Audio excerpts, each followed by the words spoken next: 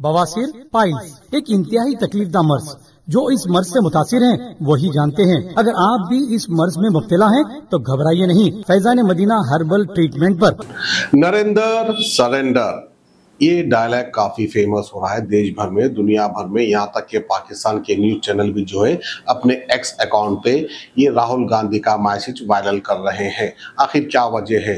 राहुल गांधी साहब को भी ज़रा सोचना चाहिए था। जैसे भी है, जो भी है, यानी अच्छे है बुरे है, जैसे भी है, हमारे देश के प्राइम मिनिस्टर है नरेंद्र मोदी जी, उनके ताल्लुक से नरेंद्र सरेंडर तो नहीं बोलना चाहिए था। खैर बोल दिए, लेकिन अच्छे अंदाज में बोले, सुनने में तो अच्छा लग रहा है, मजा भी आ रहा है, लेकिन फिर भी नहीं बोलना चाहिए।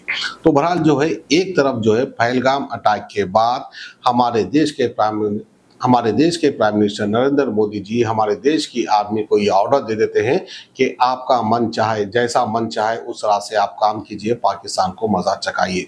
लेकिन मजा चकाने जाते हैं, वहीं पर बुरी खबर ये आ जाती है कि हमारे इंडिया के 5 से 6 या 7 फाइटर जेट गिरे हैं। इस तरह की खबर आ रही है, वायरल हो रही है। पक्की है या नहीं है पता नहीं, लेकिन दुनिया भर में इस तरह के चर्चे चल रहे हैं। वहीं पर जब ये वार के बाद यानी ऑपरेशन सिंदूर के बाद जो है पाकिस्तान को बहुत सारा फायदा होता हुआ नजर आ रहा है। आखिर क्या वजह है, पाकिस्तान को फायदा क्यों होते हुए नजर आ रहा है? एक तरफ हमारे देश की मीडिया और हमारे देश के लोग ये कह रहे हैं कि पाकिस्तान जो है आतंकवादियों को पनाह देता है, उनको ट्रेनिंग देता है। इस बात की चर्चा बार बार कर रहे हैं, लेकिन शायद दुनिया ये सुनने को और ये मानने को राजी नहीं है। वहीं पर पाकिस्तान की मीडिया बार बार जो है हमारे देश इंडिया पर इल्जाम आयद करती है कि इंडिया जो है टेररिस्टों को पनाह दे रहा है और जो है बलूचिस्तान में आतंकवादी जो हमले हो रहे हैं दरअसल उनको शय देने वाला इंडिया है। इस तरह की वहां की मीडिया बोलती है। अब वहां की मीडिया एक बोलती है, यहाँ की मीडिया एक बोलती है। खैर मीडिया की बात तो छोड़ दीजिए, लेकिन हमारे देश की अपोजिशन पार्टी कांग्रेस पार्टी बार बार ये सवाल कर रही है कि ये बताओ कि हमारे कितने ऐसे फाइटर जेट गिरे हैं, पाकिस्तान ने कितने ऐसे फाइटर जेट मार गिराए हैं। लेकिन इसका खुलासा करने को हमारी देश की हुकूमत, रूलिंग हुकूमत यानी बीजेपी पार्टी तैयार नहीं है इसका खुलासा करने के लिए, क्योंकि ऑपरेशन सिंदूर के नाम पर बिहार में इलेक्शन लड़ा जा रहा है। वहां पर जो है एक भारी जीत हासिल करने की कोशिश कर रही है, लेकिन तख्ता पूरा उल्टा होते हुए नजर आ रहा है, क्योंकि इस बार सर्वे रिपोर्ट आ चुकी है कि किसी भी सूरत पर बीजेपी पार्टी की जीत होने वाली नहीं है बिहार में। एक तो हो गया ऑपरेशन सिंदूर का लेकर ये, लेकिन ऑपरेशन सिंदूर के बाद पाकिस्तान को फायदा क्यों हो रहा है? क्योंकि देश भर में जो है कहीं ना कहीं पाकिस्तान को बड़ा चढ़ा रहे हैं, क्योंकि पाकिस्तान ने इंडिया के फाइटर जेट गिराए हैं, जिसकी वजह से एक मुल्क है जिसका नाम है अजरबैजान जो है पाकिस्तान से कहीं ऐसे फाइटर जेट खरीद रहा है। ये फायदा पाकिस्तान को हो जा रहा है। और वहीं पर रशिया जो है ऑपरेशन सिंदूर के बाद फिर से एक बार पाकिस्तान से रशिया हाथ मिला चुका है और वहां पर एक स्टील फैक्ट्री जो कई दिनों से बंद पड़ी थी उसको फिर से रीओपन कर रहा है और 22,000 करोड़ रुपए इन्वेस्ट कर रहा है रशिया पाकिस्तान में। ये दूसरा फायदा हो गया है। और एक तीसरा फायदा ये हो चुका है कि IMF उसकी जानिब से जो है 3.5 अरब का फायदा यानी लोन पाकिस्तान को दे चुके हैं। ये भी एक फायदा पाकिस्तान को हो चुका है। अब इसके अलावा वर्ल्ड बैंक भी जो है पाकिस्तान को लोन दे रहा है, ये भी एक फायदा हो गया। ये ऑपरेशन सिंदूर के बाद लगातार पाकिस्तान को फायदा हो रहा है और हिंदुस्तान को कोई फायदा नहीं हो रहा है। हिंदुस्तान की कोई सुनने को राजी नहीं है। क्या वजह है हिंदुस्तान की सुनने को राजी नहीं है? क्योंकि हमारे देश से हमारे MPs की डेलीगेशन टीम जो है दुनिया भर में गई थी और ये बताने की, ये समझाने की कोशिश कर रही थी कि पाकिस्तान जो है आतंकवादी मुल्क है और वो आतंकवादियों को पनाह देता है, उनको ट्रेनिंग देता है। लेकिन शायद इसका असर किसी पर भी नहीं हुआ है। एक तरफ जो है बैरिस्टर असदुद्दीन ओवैसी, दूसरी तरफ सलमान खुर्शीद, तीसरी तरफ गुलाम नबी आज़ाद और इसके अलावा कांग्रेस के कई MPs और बीजेपी के कई MPs चले जाते हैं दुनिया भर में ये बताने के लिए कि पाकिस्तान आतंकवादी मुल्क है।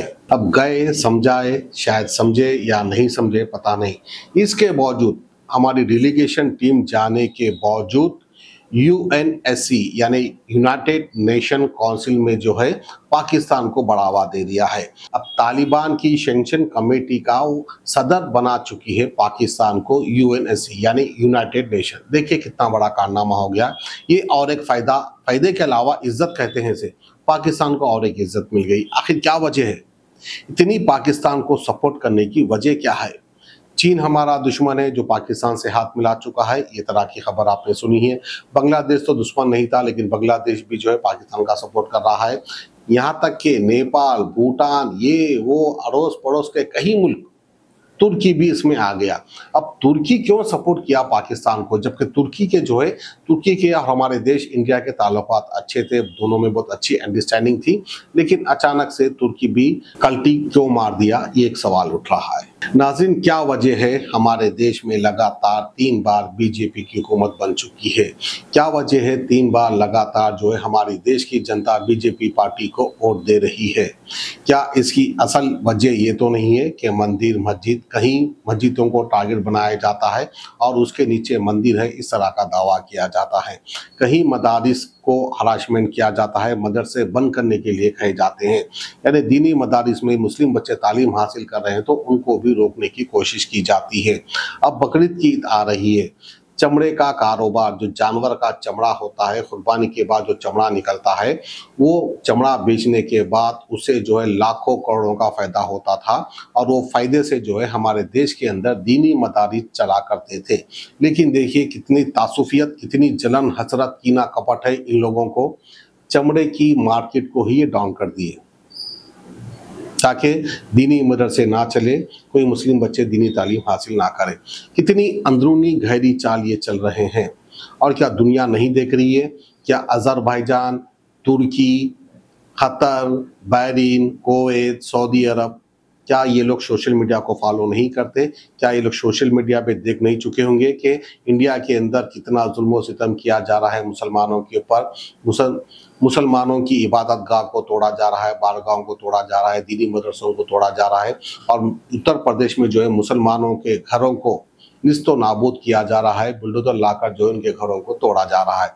ये दुनिया भर में खबर वायरल हो चुकी है, क्योंकि दुनिया वालों को भी इस बात का पता चल चुका है कि इंडिया के अंदर मुसलमानों के ऊपर जुल्म सितम हद से ज्यादा होता है। और यही जुल्म सितम की वजह से जो है, जो भक्त लोग हैं, जो गोबर खाते हैं, गौमूत्र पीते हैं, उनको खुशी होती है। यानी इनके दिलों के अंदर मुसलमानों को लेकर एक नफरत, एक जलन, एक हसरत, एक कीना कपट लगे हुआ है। ये चाहते हैं कि हर हाल में मुसलमानों को नुकसान पहुंचे। कितना नुकसान पहुंचा लिया आपने मुसलमानों को? उसके बाद हशर क्या हुआ? क्या आप एपीजे अब्दुल कलाम को भूल गए, जिन्होंने इंडिया के डिफेंस को कितना डेवलप किया, कितने नए नए मिसाइल ईजाद किए, जिसकी वजह से पाकिस्तान पर हमने हमला भी किया, पाकिस्तान को नुकसान भी पहुंचाया? क्या वो मुसलमान नहीं थे? क्या हमारी देश की बेटी कर्नल सोफिया कुरैशी, क्या वो मुसलमान नहीं थी? वो भी तो मुसलमान थी। बावजूद इसके जो है भक्तों के दिल में मुसलमानों को लेकर नफरत है, एक जहर है। ये जहर को मुसलमान भूलना नहीं चाहिए, ये जहरीले लोगों को याद रखना चाहिए, क्योंकि इन लोग ने इतना जुल्म सितम किया मुसलमानों के ऊपर, वो याद रहना चाहिए। इतिहास के पन्नों पर ये अपना नाम लिखा चुके हैं। दुनिया भर को पता है कि इंडिया के अंदर मुसलमानों के ऊपर कितना जुल्म सितम किया जाता है। शायद ये सबसे बड़ी वजह होगी जिसकी वजह से कोई भी मुस्लिम कंट्री, तुर्की, Azerbaijan, Iran, Saudi, Kuwait, Bahrain, कोई भी इंडिया के सपोर्ट में नहीं आया और ना ही रशिया आया, ना ही अमेरिका आया। अमेरिका तो पूछिए मत, अमेरिका तो जो है नफरत करने लगा है इंडिया से, इस तरह के आसार नजर आ रहे हैं। अब पता नहीं आखिर अमेरिका को ऐसी क्या दुश्मनी हो गई है। वहीं पर जो है अमेरिका के प्रेसिडेंट डोनाल्ड ट्रंप के कहने पर एशियन डेवलपमेंट बैंक जो है अब पाकिस्तान को 6000 करोड़ का लोन दे रही है। इतना सपोर्ट पाकिस्तान को आखिर क्यों मिल रहा है? इंडिया ने ऐसी क्या गलती कर दी थी? इंडिया की ऐसी क्या दुश्मनी हो गई पड़ोसी मुल्कों से? कहीं ना कहीं ये भी एक सवाल उठ रहा है। चाइना की बात कर रहे हैं, पाकिस्तान को पानी बंद करने की बात कर रहे हैं, वहीं पर चाइना भी इनको धमकी दे रहा है और चाइना भी कह रहा है कि मैं भी पानी आपके मुल्क में नहीं छोड़ूंगा। और बार बार जो है हमारा मुल्क पाकिस्तान को दहशतगर्द कह रहा है, दहशतगर्दी मुल्क कह रहा है, टेररिस्ट को पनाह देने वाला मुल्क कह रहा है। बिल्कुल सही कह रहा है, ये बात को हम भी मानते हैं। पाकिस्तान जो है आतंकवादियों को सपोर्ट करता है, बहुत ही गलत काम करता है। बावजूद इसके यूनाइटेड नेशन में पाकिस्तान को वाइस चेयरमैन का पोस्ट दे दिया। क्या मोदी जी की तरफ से ये हो रहा है, या नहीं तो फिर बीजेपी की जो पॉलिसीज हो रही है और बीजेपी का जो हरासमेंट हो रहा है हमारे देश में मुसलमानों के ऊपर, उसकी वजह से ये हो रहा है? जो कि सारी दुनिया पाकिस्तान को सपोर्ट कर रही है, इंडिया को एक भी कंट्री सपोर्ट नहीं कर रही है। क्या ये असल वजह है? अगर ये असल वजह है तो शायद फिर बीजेपी को अपनी पॉलिसी बदलनी होगी, मुसलमानों को साथ लेकर चलना होगा। वहीं पर भक्त लोग बहुत खुश हो रहे थे कि मुसलमानों को ऐसा कर रहे हैं, वैसा कर रहे हैं, मुसलमानों को पाकिस्तान भेज देंगे, ये कर देंगे। तो बहरहाल ये भक्तों की तरफ से कहीं ना कहीं हमारे देश का माहौल दुनिया भर में खराब हुआ है। हमारा देश का नाम शायद दुनिया में खराब कर चुके हैं ये भक्त लोग, जो कि आते हैं, मुसलमानों को मारते हैं, कहते हैं कि बोल जय श्री राम। और छोटा छोटा कारोबार करते हैं लोग, अपनी दुकान चलाते हैं, दुकानों पर आकर कहते हैं कि तू तेरे नाम से वोट लगा, तू मुसलमान है कहकर वोट लगा। अरे हद खत्म कर चुके हैं ये हरासमेंट की, ब्लैकमेलिंग की, मॉब लिंचिंग की, जिसकी वजह से मैं सच कह रहा हूँ, जिसकी वजह से जो है इंडिया को कोई भी मुल्क सपोर्ट नहीं कर रहा है, इंडिया की ये गलत पॉलिसी की वजह से। 2014 में जब हमारे देश के प्राइम मिनिस्टर नरेंद्र मोदी जी पहली बार प्राइम मिनिस्टर बने थे, उसके बाद जो है उन्होंने इंग्लैंड का दौरा किया था। और इंग्लैंड का एक मशहूर और मारूफ पेपर है, न्यूज़पेपर, वो पेपर का नाम है दी गार्डियन। वो गार्डियन पेपर जो है अपने न्यूज़ में ये आर्टिकल लिखता है कि इंडिया के पास से बहुत बड़ा टेररिस्ट इंग्लैंड को आया है। देखिए, हमारे देश के प्राइम मिनिस्टर को टेररिस्ट कहा था दी गार्डियन पेपर वाले ने। वो बात भी आपको याद रखना चाहिए, ऐसा तो नहीं कहना चाहिए। वहीं पर अब ग्रोक एक नया ऐप निकाल चुके हैं जो सारी असलियत, यानी किसी के बारे में भी सवाल कर लो, फट से वह जवाब दे रहा है। एलन मास्क ने ऐसा क्या ऐप निकाल दिया ग्रोक का, जिसकी वजह से हर सियासी लीडर का भांडा फूटता जा रहा है, जिसमें ज्यादातर ट्रोल हो रहे हैं हमारे देश के प्राइम मिनिस्टर, हमारे देश के जो है होम मिनिस्टर, और हमारे देश के कई ऐसे एमपीस है जिसका नाम है निशिकांत दुबे, उनको भी बहुत सारा ट्रोल किया जा रहा है। पूरी असलियत यानी एकदम बिल्कुल सच जवाब दे रहा है ये ग्रोक ऐप, जिसकी वजह से बीजेपी को बहुत बड़ा नुकसान भी हो रहा है सियासी दुनिया में, यानी सियासी मैदान में।